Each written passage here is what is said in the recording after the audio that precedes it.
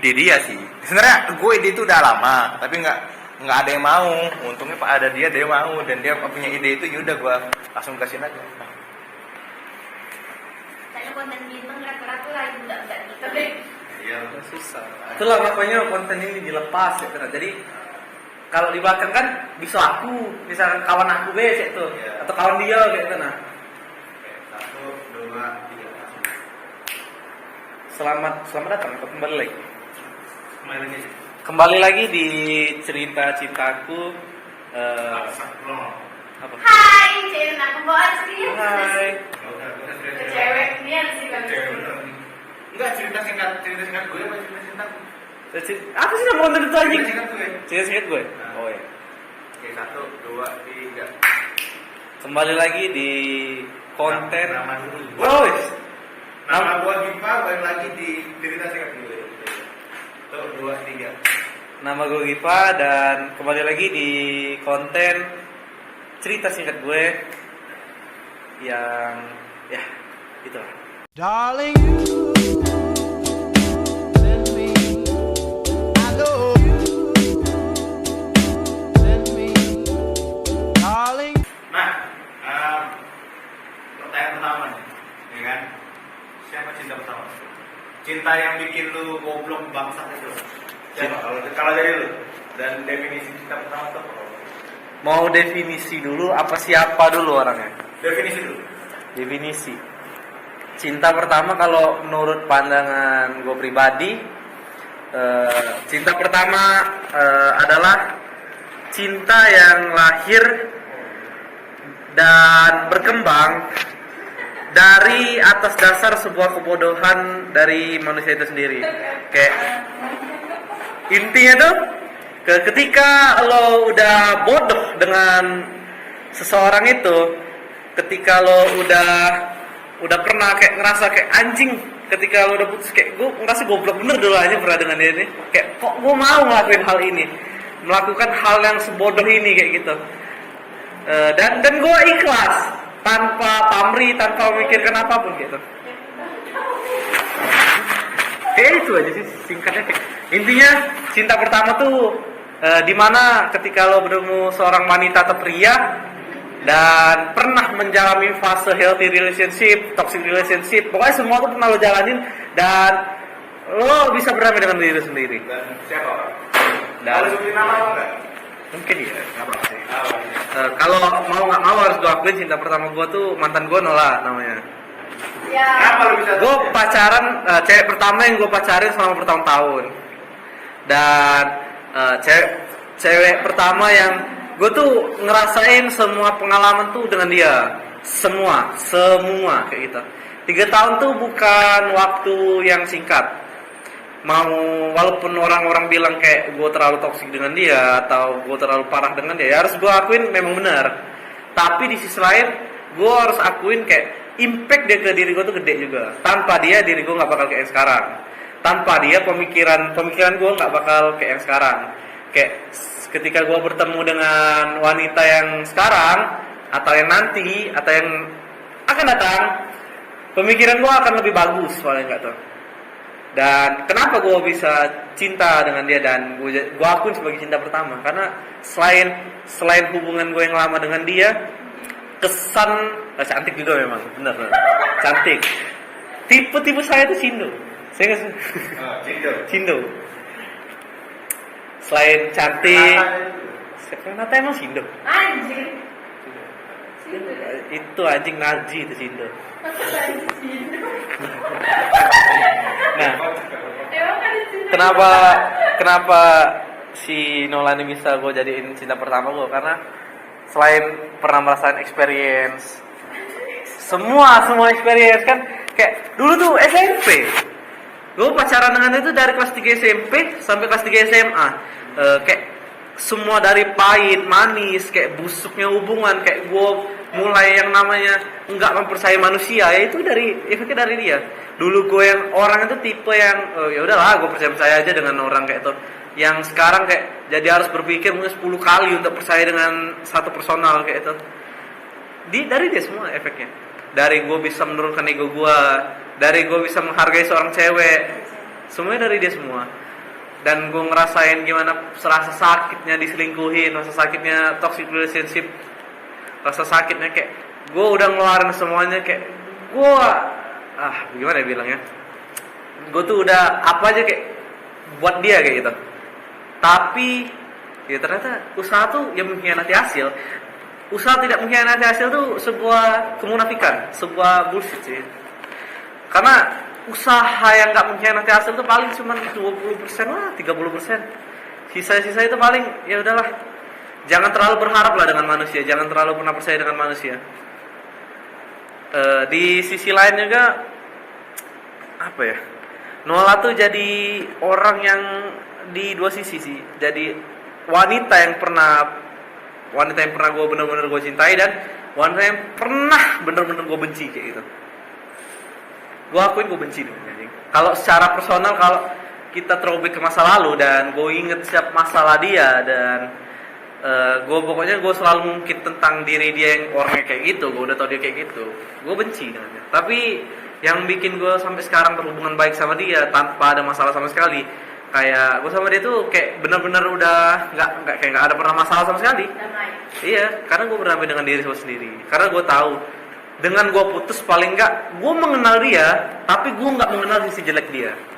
Jadi paling nggak gue melihat dia tuh dari kacamata yang bagus, tanpa melihat dari kacamata jelek dia. Ya, biarlah pasangan yang selanjutnya melihat dia sisi buruk dia. Mungkin pasangan yang selanjutnya tuh bisa nerima dia di sisi jelek, dan gue nggak kayak gitu. Atau mungkin si Nola juga lebih memilih ke yang itu, mungkin karena dia merasa oh ini loh cowok yang memang lebih bisa mengayomi gue, yang lebih mapan, yang lebih berada daripada gue kayak gitu. Dan gue bisa mewajari hal itu. Gue pernah bilang ke Nola, lo nggak apa-apa loh cari cowok lagi, atau waktu masih dengan gue nggak apa-apa kayak pacaran lah dengan orang lain, nggak usah dengan gue. Tapi carilah cowok yang bener-bener bisa mau dengan lo, kayak jangan pernah nyari cowok yang cuman mau kecantikan lo atau mau badan lo aja kayak gitu. Jangan pernah nyari yang cewek kayak gitu, karena gue tahu dia cantik. Jadi orang tuh 80% lah ngeliat dia tuh cuman dari mukanya aja pasti, dari feed IG ataupun dari instastory dia. Oh ini cewek cantik anjing, ini cewek seru, gue deketin lah ini tuh. Waktu deket tahu dengan sifat-sifat jelek dia, udah. Nah, kadang kasihan ke cewek juga kan, jadinya si cewek yang mau, tapi karena ya gue sadar kayak sifat tuh nggak bisa diubah, sifat tuh cuma bisa diperbaiki aja, bisa dikurang lah porsinya tuh. Yang namanya sifat keburukan tuh ya tergantung personal kita bisa nggak mentoleransi sifat itu gitu. Ketika lo bener-bener nggak suka dengan sifat si cewek itu, ya sebagai pasangan tuh kan harus ada yang namanya tuh komunikasi tuh perlu antar pasangan. Dan itu mungkin yang kesalahan gue dengan Nola dulu gue lakuin. Gue kurang komunikasi mungkin dengan dia dulu. Kayak secara personal tuh gue lebih sering ngeluapin emosi gitu tuh. Gue lebih sering marah kayak gitu. Karena kadang memang masalahnya bener-bener gak bisa gue toleransi lagi. Makanya secara sepihak tuh langsung meledak aja pikiran tuh.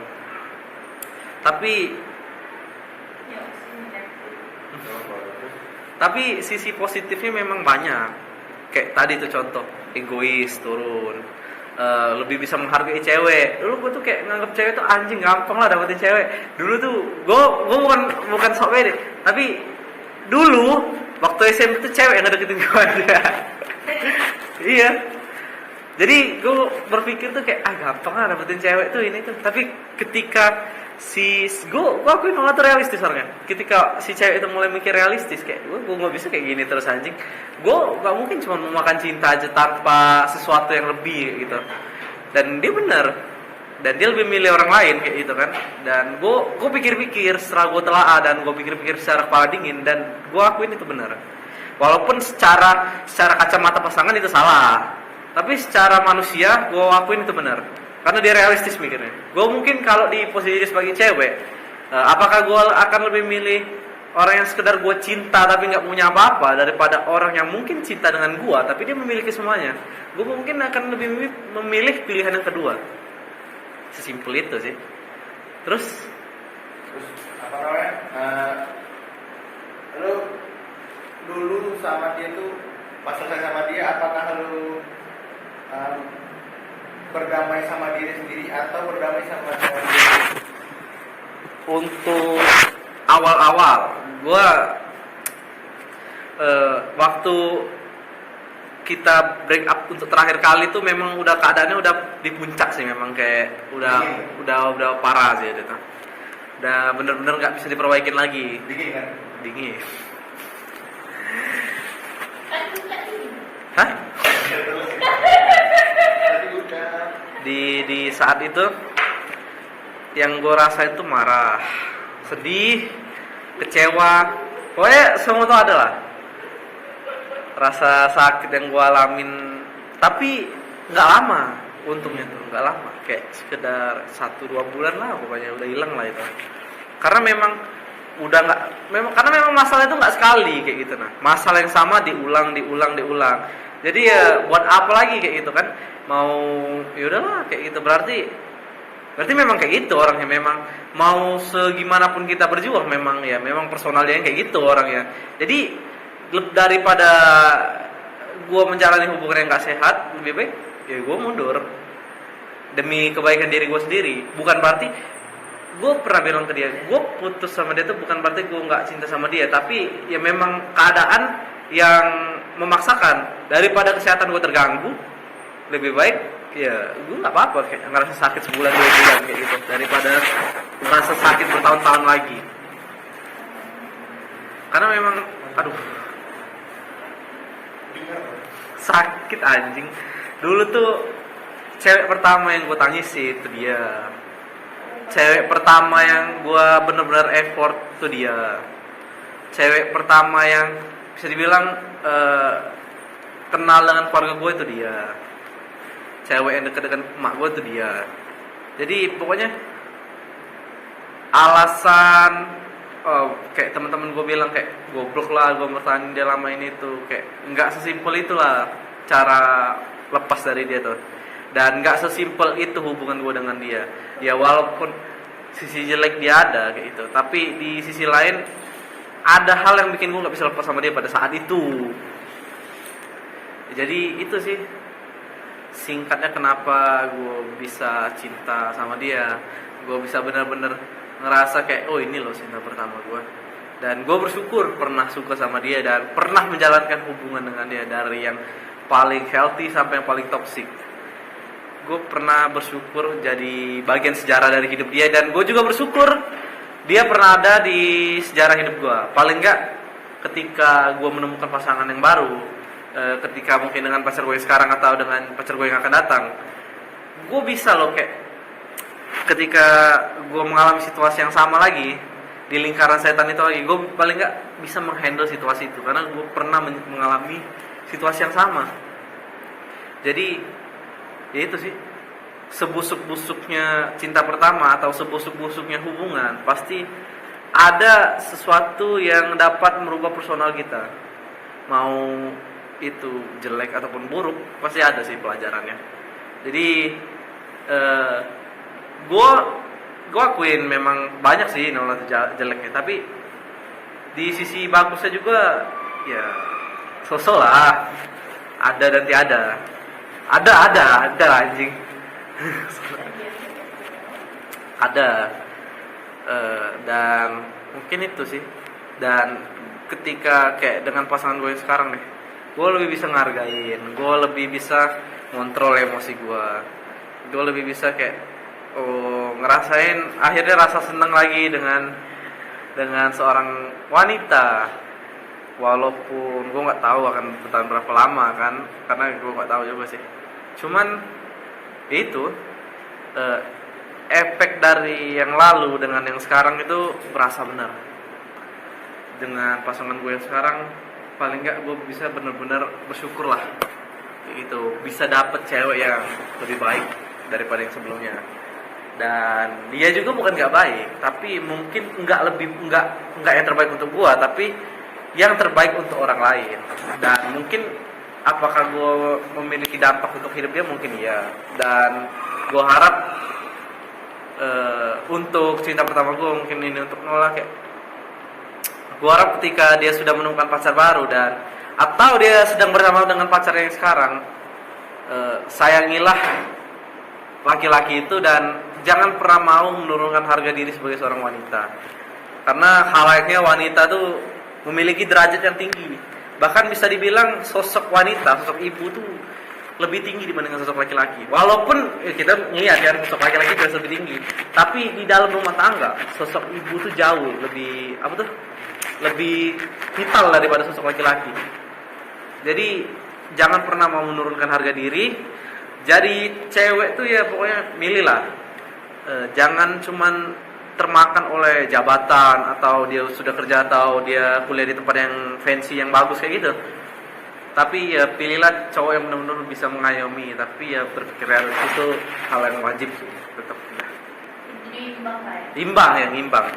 Harus bisa ngimbangi lah antara cewek dengan cowok. Jangan cowoknya yang dominan atau cewek yang dominan kayak gitu. Apakah ada lu menutup kemungkinan atau nggak kalau misalnya tiba-tiba seandainya lu di 5-10 tahun lagi lu tiba-tiba Nola datang dengan dia yang berbeda, dengan ceritanya yang berbeda, dengan kepribadian yang sudah lumayan beda. Kalau misalnya dia minta kembali lagi sama lu bakal gimana? Di saat lu emang mungkin lagi lagi kosong. Apakah lu menutup kemungkinan apa kayak ya udah biarkan waktu itu semuanya aja? Untuk kemungkinan tuh pasti ada sih. Chance pasti ada kayak manusia tuh berubah. Kian tahun, kian waktu manusia tuh pasti berubah. Nggak ada kayak ibarat lo mikir kayak sekarang. Mungkin tahun depan pemikiran lo udah jauh berbeda dari sekarang. Mungkin lo dengan Cece akrab tuh sekarang tuh. Tapi kita nggak tahu 2-3 tahun ke depan. Mungkin ada clash yang bikin kalian pecah kayak gitu. Yang bikin lo berpikir pria tuh nggak sebaik yang lo pikir sekarang atau pria sebaliknya juga kayak gitu. Nah, tapi kalau di keadaan kayak gitu, gue mungkin bakal berpikir lagi sih, bakal merenungkan diri gue. Gue bakal ngelihat lebih lama lagi sosok dia itu kayak gimana. Apakah memang ternyata apakah memang dia ternyata jodoh gue ataukah bukan? Jadi kemungkinan pasti ada dan mau atau enggaknya itu pilihan gue nanti. Karena gue bakal ngeliat situasinya gimana. Kan pasti yang namanya pernikahan tuh kompleks. Pernikahan tuh nggak sesimpel sekedar tukar cincin, resepsi aja. Pernikahan tuh jangka panjang, puluhan tahun. Jadi itu sih, mungkin semua tuh bakal gue pikir dulu. Terakhir penutupan. Dan terakhir ke what if misalnya jodoh lu adalah orang yang pernah di masa lalu. Entah itu pasangan lu dulu, entah lu teman lu SMP, kuliah atau mungkin SMA lu dulu atau SD lu dulu bahkan. TK mungkin juga kayak PAUD. Apa yang mungkin guru lu mungkin kita nggak tahu. Guru PAUD mungkin. Nenek. Guru PAUD. Nenek. Ya kayak apa ya? Seumuran nenek lu aja. Kayak, apa yang bakal lu bilang kayak lu ketemu dia kayak lu bakal bilang apa? Kata-kata pertama yang bakal lu ucap gitu. Halo. Hai. Menarik gitu. Iya. Kata-kata kan. Kata-kata yang bakal terucap. Ya kayak yang udah gue ucapin di sebelum-sebelumnya. Terima kasih udah pernah ada di kehidupan gue. Dan terima kasih udah pernah ada di ukiran sejarah gue. Tanpa lo, kehidupan gue gak bakal kayak gini. Karena sekecil apapun, sesingkat apapun waktu ketika bersama seseorang, pasti ada efeknya. Bahkan kadang kayak gue dulu kuliah sekolah SMP di Lampung cuma 6 bulan. Apakah berdampak buat gue? Berdampak. Disitulah gue pertama kali ngerasain kayak gue bisa bergaul dengan orang-orang yang gue kadang memandang sebelah mata gitu, tapi ternyata mereka tuh lebih dari gue kayak gitu. Jadi sekedar ucapan terima kasih karena udah pernah ada di hidup gue, dan mungkin suatu saat ketika gue punya anak, gue bakal ceritain sejarah hidup gue ke anak gue, dan nama dia pasti disebut kayak gitu, seseorang itu, entah itu teman gue, pasangan gue, atau siapapun itu. Sejarah tuh memang nikmat untuk dinikmati, tapi tidak nikmat untuk kembali, ini untuk diulangi. Tapi masa depan juga harus kita pikiri. Masa depan tuh, tapi jangan pernah berpikir keras untuk masa depan. Kayak orang belajar sampai nangis tuh demi masa depan. jangan pernah berpikir terlalu keras untuk masa depan. Berpikirlah lebih berpikir untuk waktu yang sekarang, karena kayak gue bilang tuh, waktu yang sekarang tuh menentukan diri lo di masa depan nanti. Jadi bikinlah planning sebanyak mungkin dan pikirkan semua kemungkinannya, pikirkan semua konsekuensinya, baru dilakuin. Dah. Udah karang-karang dari pare. Bukan.